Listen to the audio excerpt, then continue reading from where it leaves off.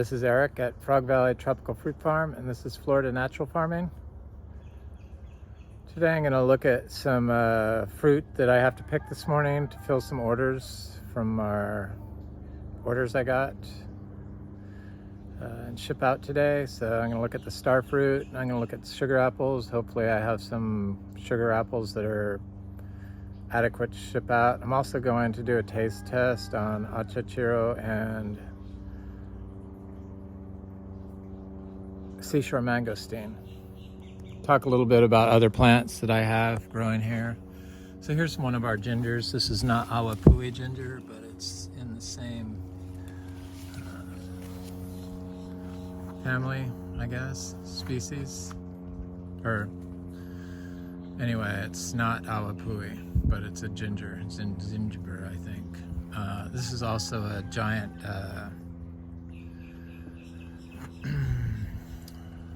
Thai giant Alocasia.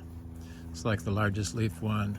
This is a Cattleya called green ice, but I'm wondering if it has any flowers. Now they're all kind of dry, but it gets like green flowers on it when they're looking good, and you could like sell them as cut flowers. It gets about 4 to 6 feet, but of course the heliconia I went over. Everything looks so nice here. It's just been so wet and lush, and the mangoes are looking really nice. I'm fairly certain that we're gonna have a great mango year. So I really like roses. I worked for a friend of mine in Sebastopol, California at a nursery part-time to see if I liked working in or doing a nursery, and they have the largest rose collection in the world. It was Vintage Gardens, Sebastopol. I don't think they have a nursery, but they do sell plants through their nonprofit directly from the garden now.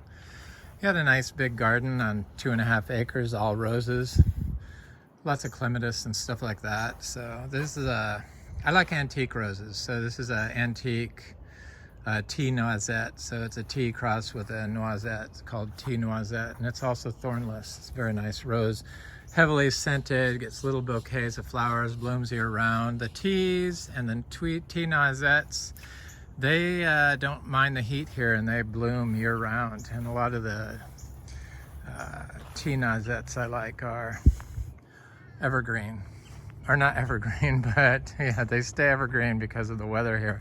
But they're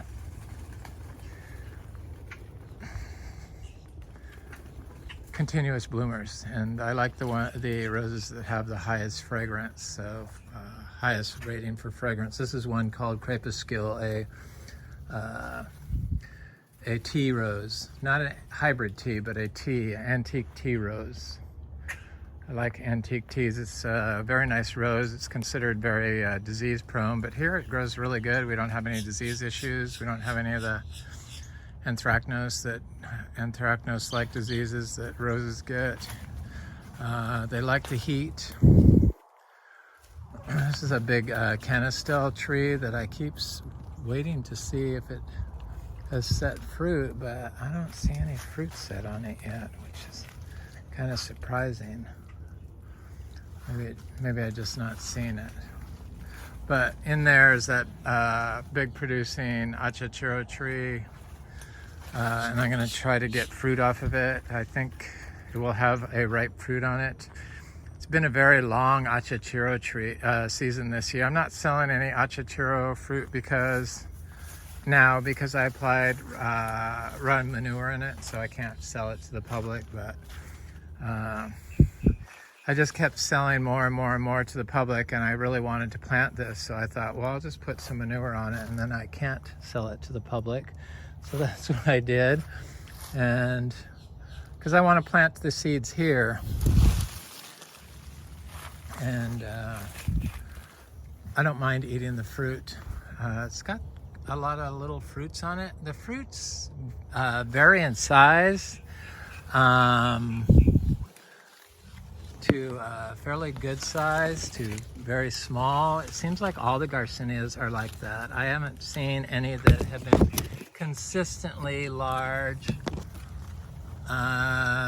or consistently small, except for, you know. But this one's extra small and probably no seed in it. I mean, it's like the size of a lemon drop. And yeah, I could have waited for this to ripen another day, but I didn't. So I have this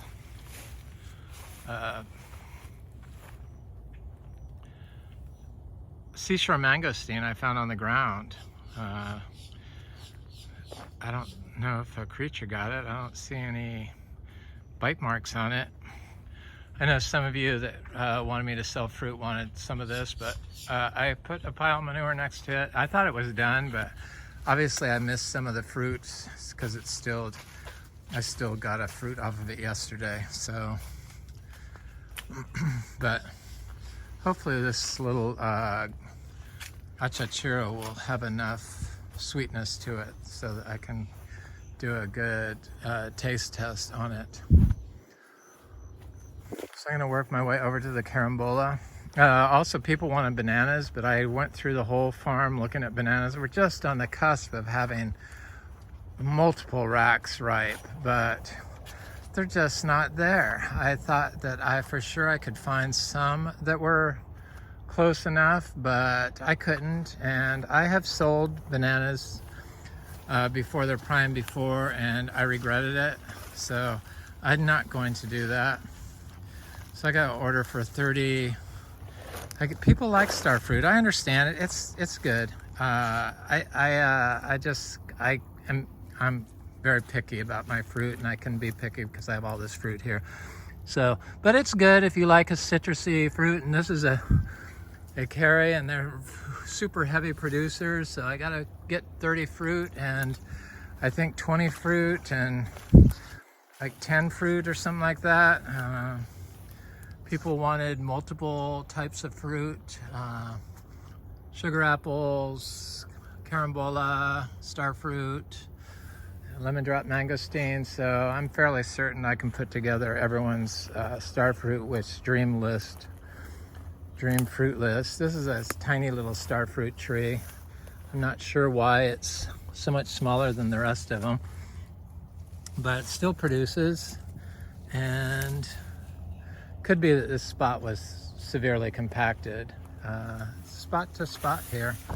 So I got that one. I got these.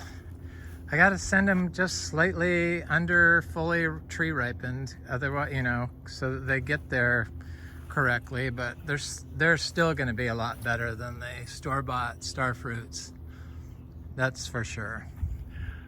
Store-bought Starfruit is much like dragon fruit from the store. It's really subpar, and it's much like mangoes from the store. They're just not any good. The Brunei dragon fruit is like really giving me a lot of fruit this year. I'm surprised because I don't have any cross-pollinator in with it. So I don't think it can cross-pollinate with anything. So it is self-pollinating because there are no other dragon fruits near it. Not even anywhere close. So I have planted a seed-grown giant yellow dragon fruit that's finally getting right here. It's finally send out a nice stem so it can like shimmy up the tree and get going. It's taken a while to get going. That's the big giant super sweet yellow one that they sell for like $15 each. This cashew tree is getting quite large. This cashew tree flowered under a year old from seed, and it's less than 2 years old now. It's just a year-old tree that is huge. We dry farm everything here. I've gone over this hundreds and thousands of times and only use our daily compost or manure with grass hay and urine. That's why Once I apply our compost to a tree, I have to wait 120 days after I apply it before I can harvest fruit off the tree, even though fruit does not, E. coli does not transfer through a perennial tree. It can through annual plants, but it can't through tree crops. So here's another one. Very nice looking starfruit, very delicious. I might as well taste a small one just to get an idea. This is about the ripeness. I'm gonna pick them. They're good. I see why people like them. I don't know, I had mangoes this morning and these are good and juicy. They're even more so when they're dark orange, super sweet. They're good.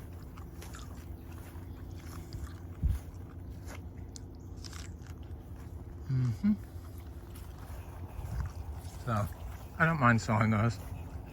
I don't dislike them, I have too many options here. Such trouble, huh?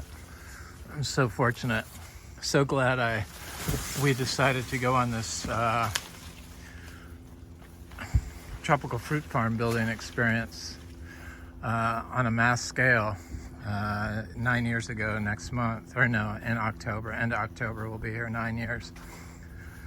And we planted everything here, or basically I did, with full support of my partner who worked the whole time. Had a horrible job, high stress job. But they've since retired and are now pretty much managing the cows. They're like a zebu whisperer, and all the issues I have with the little bull following me around, acting like a bull. He doesn't do anything like that to my partner, so thankfully he manages the cows better than I could. Even though my little cow Pepsi, she's my little friend. She follows me everywhere, and if I go somewhere, she'll like follow me. And her daughter's the same way. So I'm gonna go look at the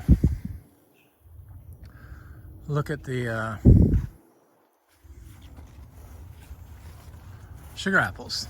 I should go down the driveway and look at them.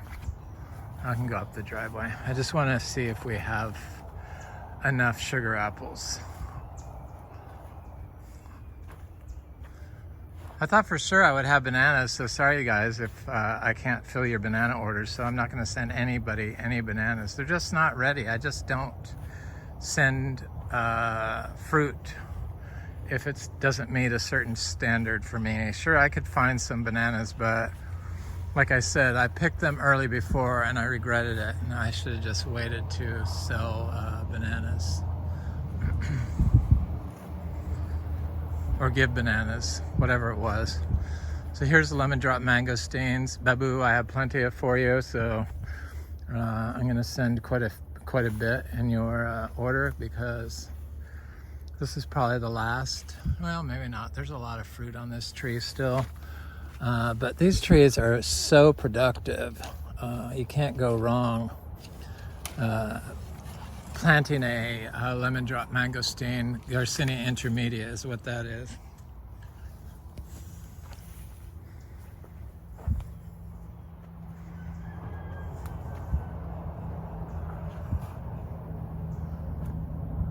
I saw that Trinitoro cacao was flowering. I wanted to see if this was while I walked by. I saw a flower on it already, but in the past, when this has had a bad stress event, like 31 degrees, it took a year off before it produced fruit again. And I'm wondering, because we had that drought that affected this tree this year, I believe it's because the neighbors shut off their flow well for the first time in more than 8 years. So artesian well that artificially kept the water table high, not even close to us, but 200 feet away, but still it always had water in the ditch there, or swale is what people call them, but here they're ditches because the water table, you could tell how high the water table is from any type of ditch or swale type situation, because the water table is so high here at times it could be like a foot below the surface. And so it dried up for the first time in 8 years, and I'm pretty sure that's what caused the this to have some dieback. It had some dieback here. It never happened before. It had some dieback over here, and that's a major stress event, but it seems to have come back stronger. It's gotten taller. It seems very healthy now. It did have a flower on it, so it might produce, I'm pretty sure it's going to produce fruit. It's just not started up yet, but we'll see. We'll see. All the little cacao survived just fine. I think we have about 100 cacao plants. So we had 6 in my last video. My last video, my brain was off. I felt like maybe I had COVID.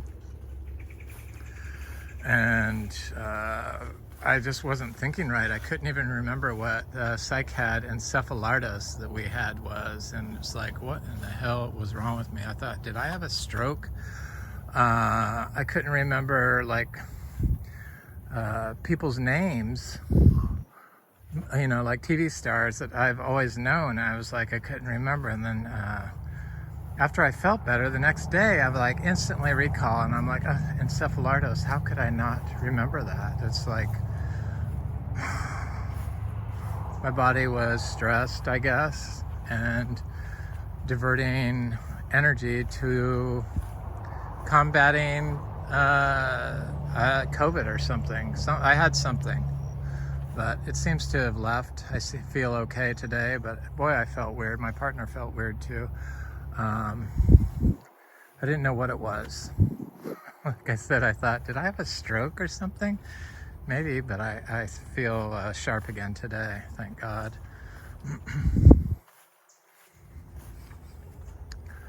So I'm getting over to those sugar apples. I want to see how they look.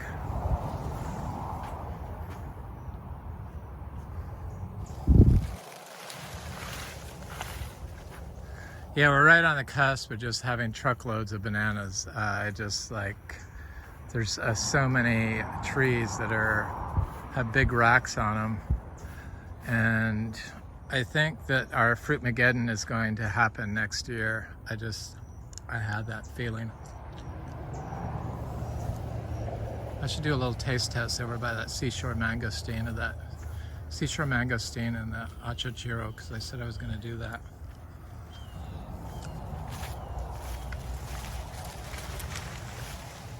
Just having a lemon drop mangosteen there, very good.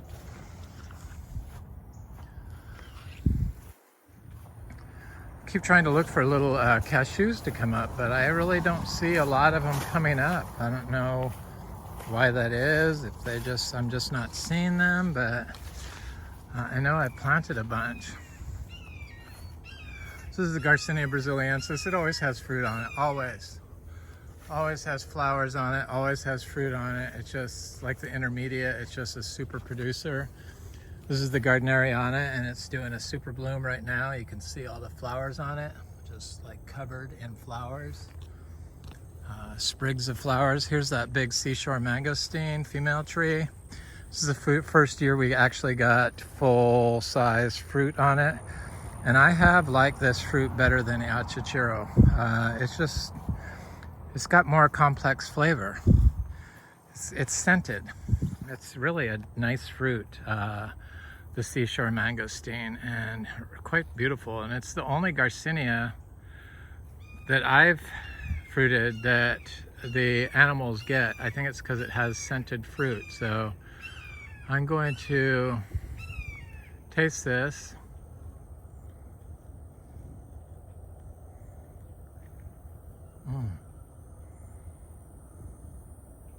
Smells so good. Just really nice fruit.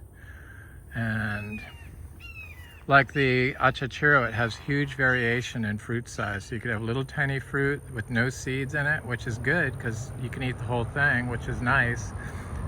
and then it has big, giant, larger fruit like this. Mm.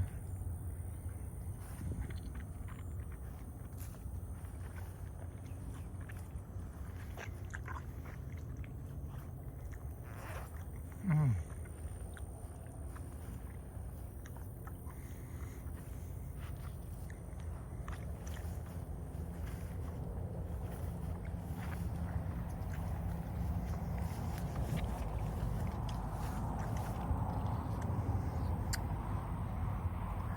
So I got 5 big seeds out of it, and they're $8 a seed, so that's a $40 fruit that I was selling for. I think I was selling them for $7. I think I said 8 on my video, but they're gone, so don't even try. And then I did give this a pile of manure, I thought. Maybe I didn't. I need to. Oh, see, I must have thought I did, and I actually did not. But I'm looking for some fruit on it. It's such a nice fruit. Oh, I got to do the achachairu, that little achachairu fruit that I picked. A very poor example of achachairu fruit. They're usually 4 times this size. But like I said, Garcinias have a huge variation in fruit size, but the fruit flavor should be the same. There just won't be any seeds in it, generally.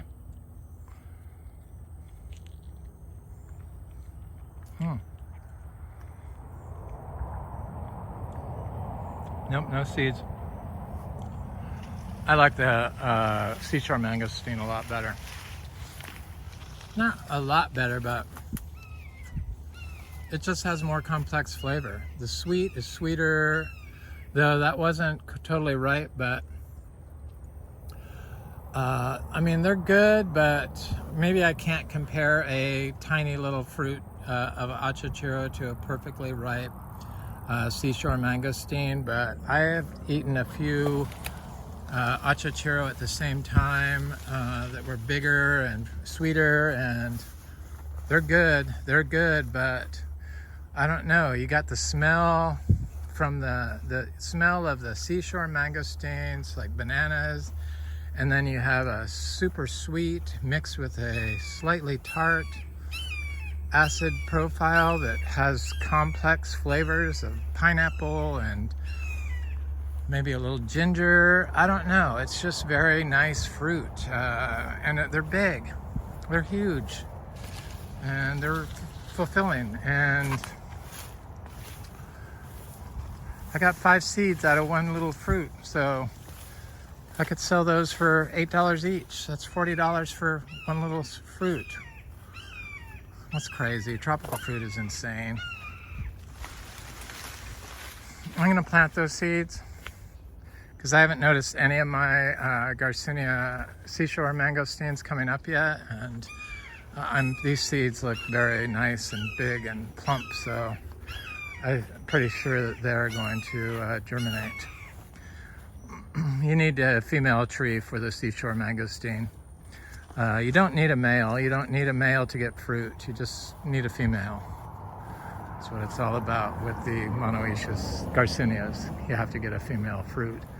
So here we are at the sugar apples, and I gotta find at least 6 that are sellable. The problem with shipping sugar apples is you gotta pick them early, and when you pick sugar apples early, they're not fully mature, and you have the chance of still little tiny fruits on here, quite a bit of fruit on all these sugar apples.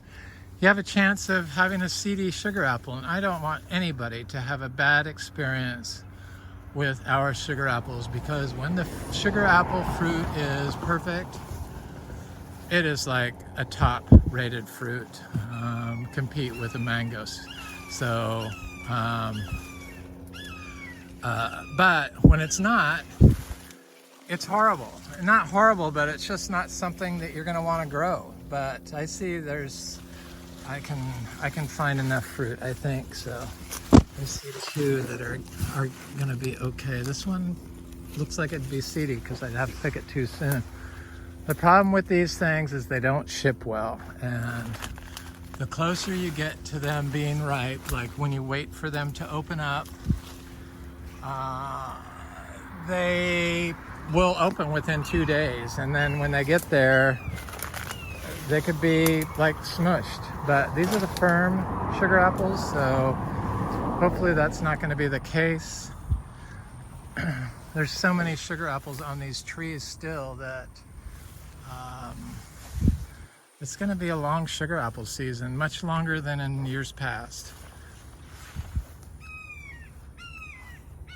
Some of our sugar apples have anthracnose. I used to do all these weird sprays, and I was into spraying a black soldier fly leachate, bokashi black soldier fly leachate, so lactobacillus and black soldier fly liquid. But there's one that'll be perfect to pick, and there's one that will be okay. I'll just pick a bunch and send some extras, so if you get the seedy ones. I know most places wouldn't even care if they're seedy. I know, because I've eaten and bought those seedy sugar apples and I hated them, and I was gonna rip my trees up. And then our trees fruited, and here's the Atemoyas. They're looking good. They're still flowering. It's a good looking Lisa tree, kind of sprawling, but it's getting big. And so I just want to make sure people experience sugar apples that are worthy, and show them that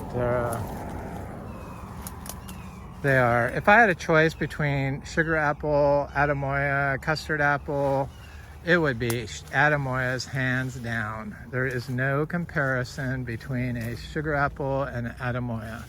Atemoyas are always delicious. They're always firm. I like the grit. I like the grit in my my Atemoyas. So that's not an issue with me. And none of them are like so bad in grit that you're gonna turn it down. Trust me, I don't know anybody that would turn down an Atemoya fruit. But I do know people that would turn down sugar apples, me included. This is a custard apple I forgot to mention last time. We have 2 seed-grown custard apple trees. They're looking good.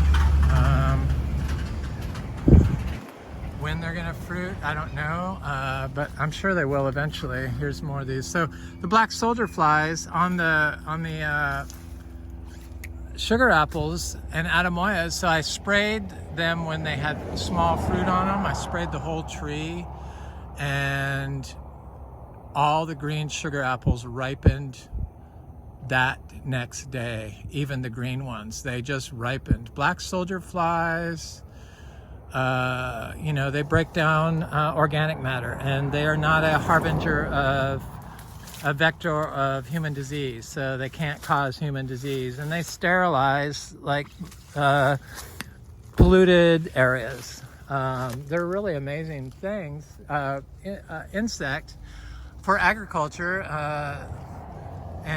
But it caused, after that, all of our sugar apples along here have always had some anthracnose issues. And I think that was because of the introduction of the molecules from the black soldier fly, because our sugar apples that never got sprayed never get any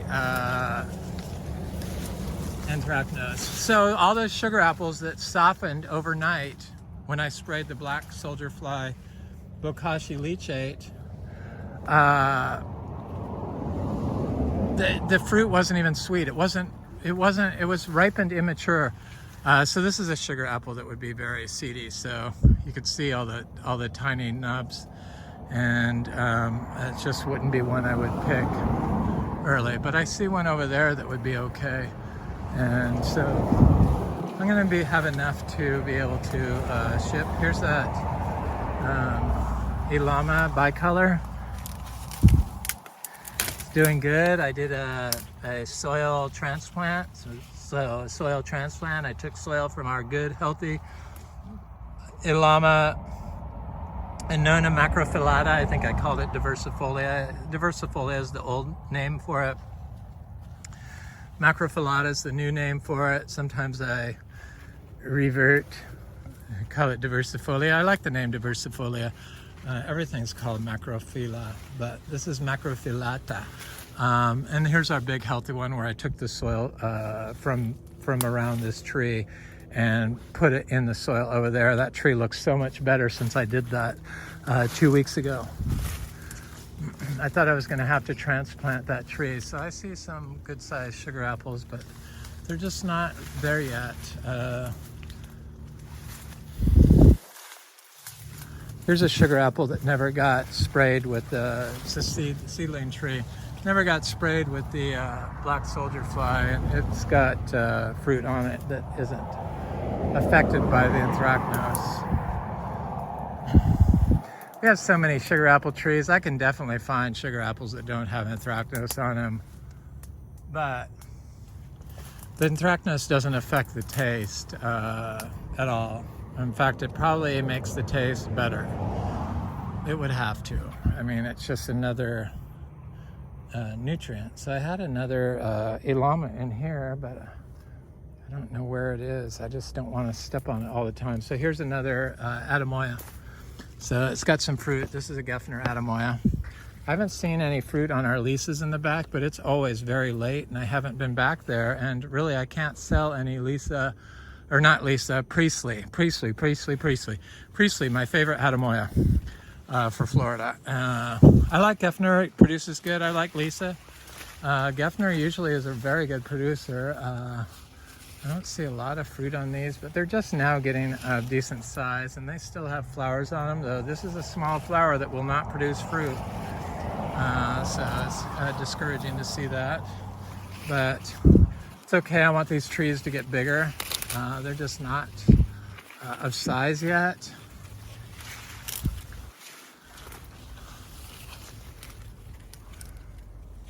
But, oh, I see some bigger flowers over there. Good. So, because they are much later than sugar apples, but definitely they're a premium fruit. I've never turned down an Adamoya ever. So I'm going to go along the driveway and look at to get through this yucca cassava mess here. Look at the sugar apples along the driveway.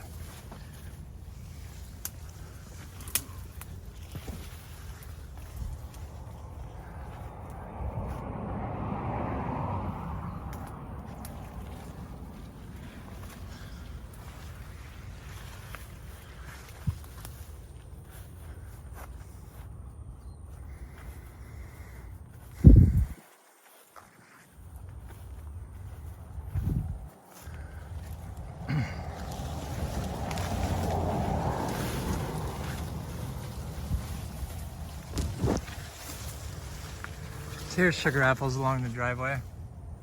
These are all chewy green sugar apples. I prefer the chewy variety of sugar apple. I'm not a big fan of the non-chewy, like Thai lessard, but I do have a couple of Thai lessard trees. This is another rose called Sambrui. It's a tea rose. It's considered a climbing tea. Blooms year-round, smells really good, makes really big hips. Very nice rose. Antique rose. I did cuttings of it for this side, but the cuttings have been taking forever to get going. This is a super compacted spot though. There's another Tea Noisette rose. So on this side I have chewy green sugar apples, and on this side I had Kompong mauve sugar apples. I found that the red apple sugar apples for us just do not produce that well, and I can't tell a difference between the red sugar apples and the green sugar apples. So I don't see any anthracnose on these sugar apples, but then there's one right here that has got anthracnose all over it. I'm positive that was caused by the black soldier fly leachate. It's been like 7 years since I did that, but they just have been consistently, they are nursery started trees, which could be a reason for it. This is damage from brushing on this, from wind. But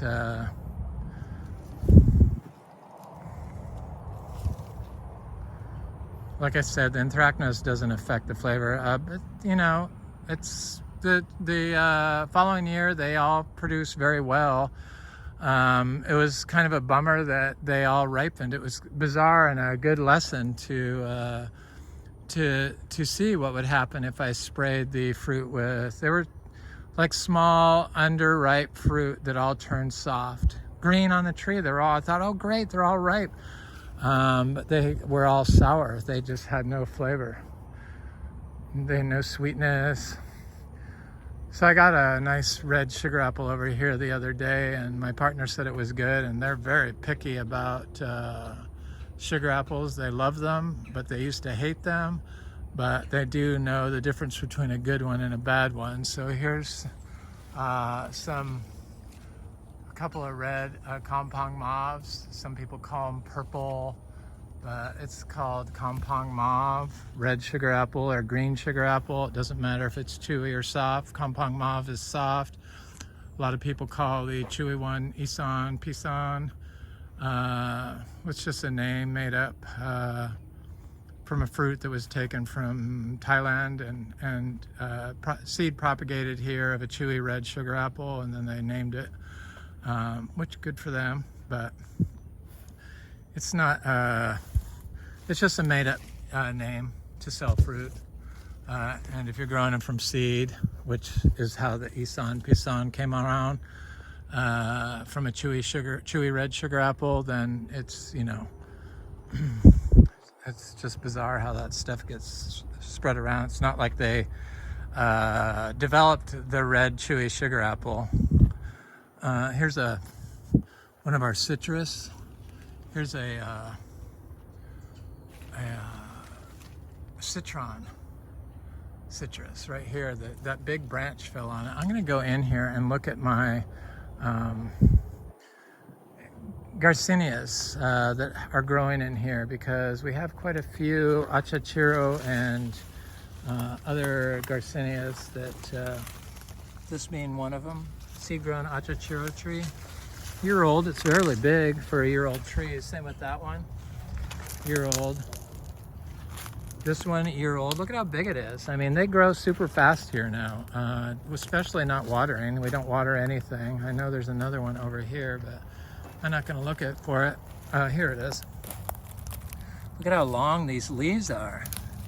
I mean, that's just amazing. So we have cacao I started planting in this area, finally. I hadn't in the past, but I do recognize an area that's good for growing cacao now. So I have expanded our growing area for cacao. Here's another one. Looks good. Those are like a year old, or not even a year old seedlings I planted here.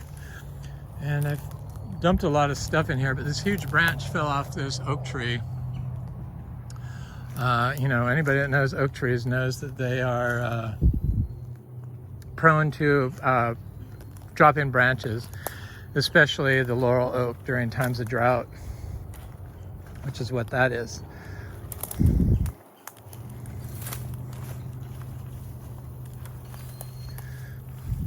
Sure I don't step on anything, because I know that there's Garcinias in here everywhere.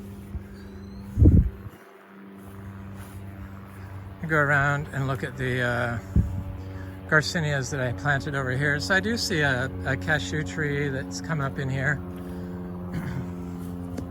from this year's seed. So they are coming up. Probably I'm not seeing them.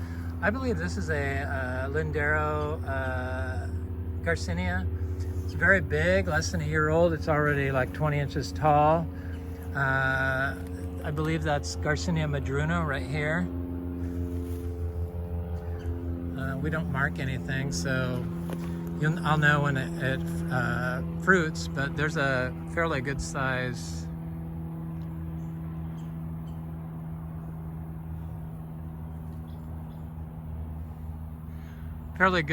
Luke's Garcinia right there. I mixed them all together because I want them to cross-pollinate and create new species. I got a horrible poison oak problem in this spot, so I put compost all through here because I didn't want to get my dogs getting poison oak on them and then me touching them and getting a reaction, because I am allergic to poison oak, unfortunately, as most people are.